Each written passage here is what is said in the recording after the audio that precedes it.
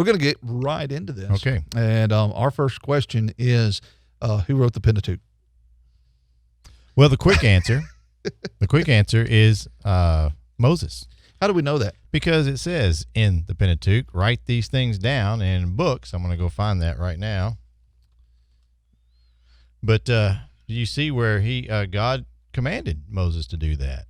Exactly. And there's actually, I think there's 4 references within the Pentateuch itself that talk about the idea of Moses being the author. Now, some people, and I just kind of threw the question out there, who wrote it, but, one of the things, and the reason I bring this up, is modern writers like to pose other possibilities.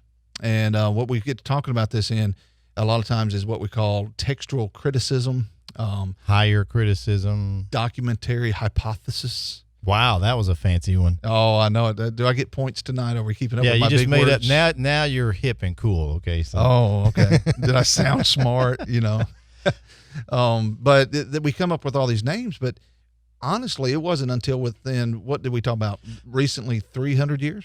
Yeah, less than 300 years. I was just looking that up. Around the late 1600s, and really didn't really get any traction until the 1800s is when it really started having traction.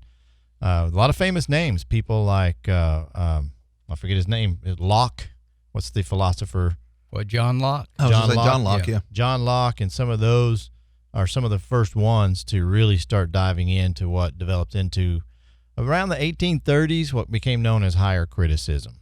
And a lot of times these terms are big, and I was talking to a buddy of mine that's he actually holds a PhD from Harvard University, a couple master's degrees, and all that. And he was telling me, he said, a lot of times they like to use big words just to intimidate and to confuse. Yes. And that's really what it does, because what we're saying is within the last 300 years is when all this comes out, because it's actually kind of simple to understand who wrote it when you have verses in the Bible that tell us. Yeah, for example, we were talking about that earlier. Exodus 17, verse 14 says, Then the Lord said to Moses, Write this for a memorial in the book and recount it in the hearing of Joshua. So right there we have several things going on. You have inspiration that's happening because God is speaking directly to Moses, so he has that. And then what I just said, God speaking to Moses is written, and then you have Joshua in there that shows a historical timestamp on that as well. And before we get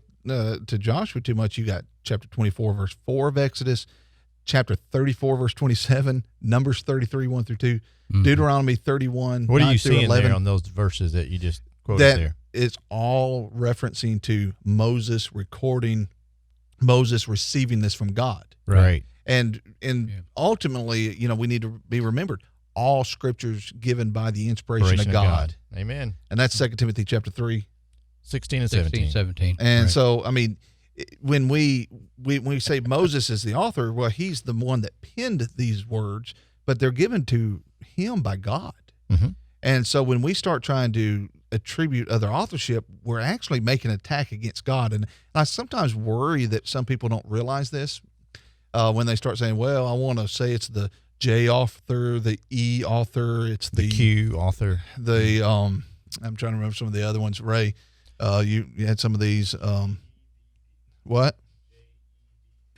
Well, I can put you on the mic now. It is J, E, D, and P that they attribute. And sometimes they'll say C and R because of compiler and redactor. Yes. And they use this terminology, and it's like, let's just say R. Well, just why don't you say redactor? Why do you need to say, if you're talking about J, it actually comes from the Germans, by the way, because it comes from the German name for God, and would start with RJ. And that's why they say the J source. Interesting. E source, Elohim source. And by the way, all of that is an attempt to put it at a later date, which takes away the significance of prophecy. Yeah. And so these need to be viewed as attacks upon God's inspiration. I want to bring out some history in regards to this that I always go to when people start talking about higher criticism and things like that. Because Can I say one thing real quick? Yeah. Because I don't know how long they'll be on here. Hope they stay on here. Ryan, Mandy, Jewel, good to see y'all on here. We miss Choctaw County as well. Great to see you. Give a shout out. Thank We you. also have a question that popped up on there we'll need to get to in just a second. All right. So for 50 to 75 years, around 1840 all the way up until the early 1900s, there was scholarship that was teaching that Isaiah was not written by Isaiah, that it was called the Deutero-Isaiah. Even sometimes, and I can't say the third, but there's a third author, Trio-Isaiah. And what they were saying was that all the idea behind higher criticism is to go into the wording and the way the language, the use of it, and all kinds of little clues that are inside the writing to try to identify who the author is. And so there's all this dissecting of the scriptures, and they came up with this theory that Isaiah didn't write the entire book of Isaiah. So there's two things that you need to take into account for that.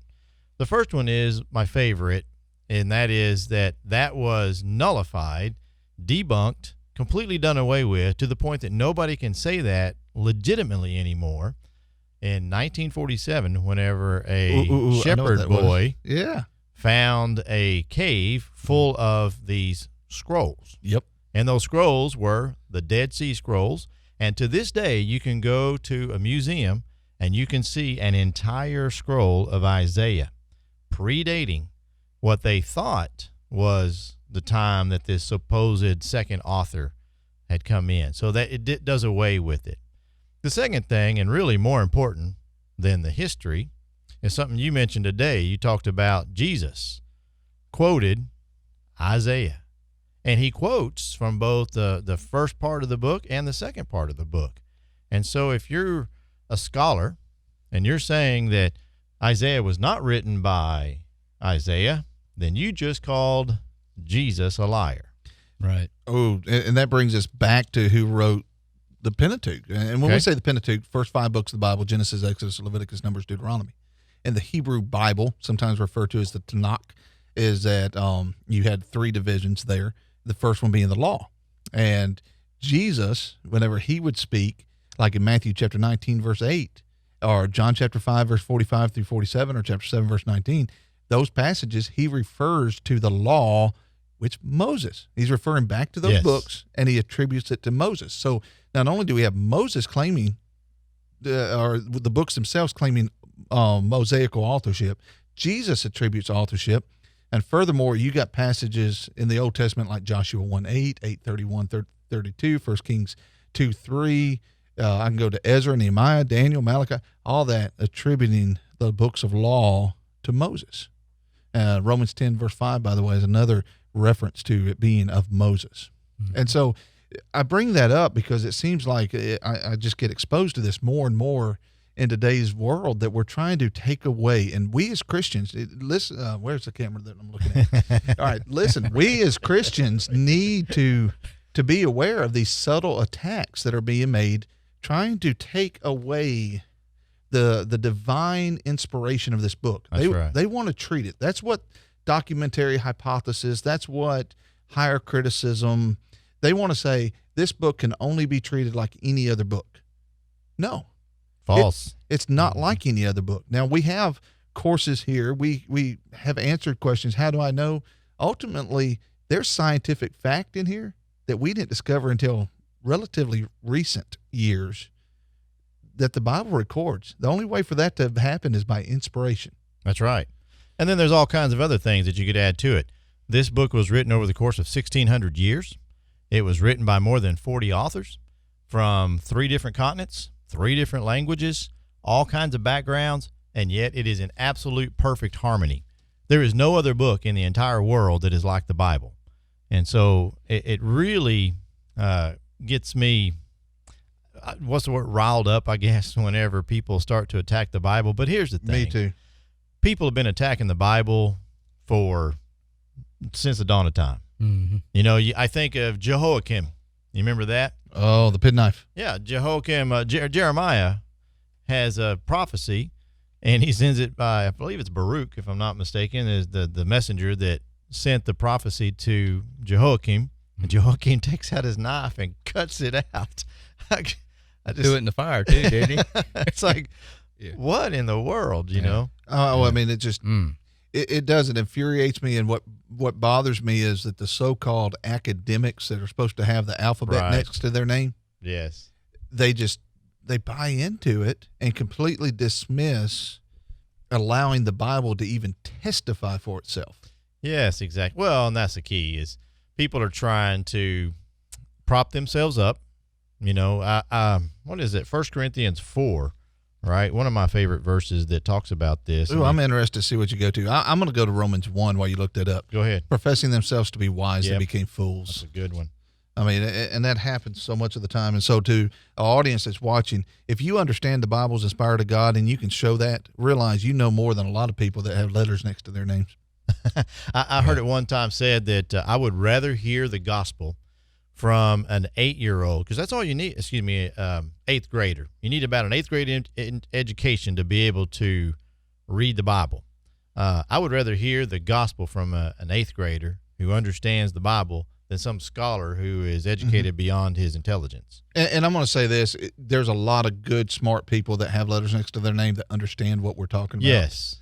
But just don't ever allow somebody, because they have some higher degree of learning, intimidate you to question your faith because they come up with some letters and some big words. I'm glad you brought that up, because that's where I really wanted to take this. That was in 1 Corinthians chapter 4. Now these things, brethren, I have figuratively transferred to myself and Apollos for your sakes, that you may learn in us not to think beyond what is written, that none of you may be puffed up on behalf of one against the other. And so even there in Corinth, they were, of course, Corinth had all kinds of problems, but they were puffing themselves up because they were speculating about things beyond the inspired scriptures. Now, there's one thing about the scriptures that a lot of people, and especially scholars, forget, and that is the key word, faith.